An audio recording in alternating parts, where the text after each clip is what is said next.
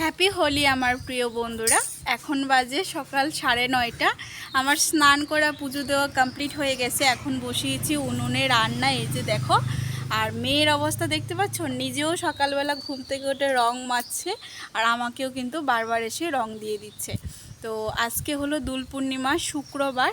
আর আজকে আমার ভাইয়ের জন্মদিন, মানে নয়নের আজকে জন্মদিন। ভাই তো নেই, তবে আজকে আমার ভাই 18 বছর পূর্ণ, মানে 17 বছর কমপ্লিট হয়ে 18 বছরে পড়েছে।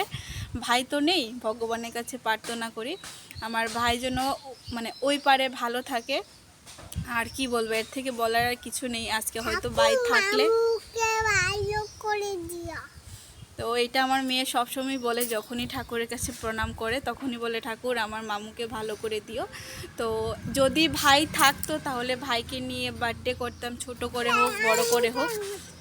সরো।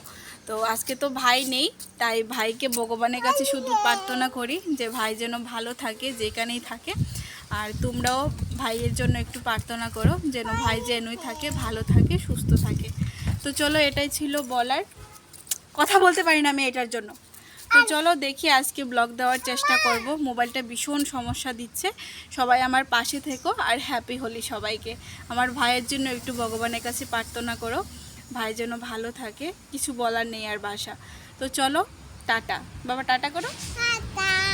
হ্যাপি হোলি।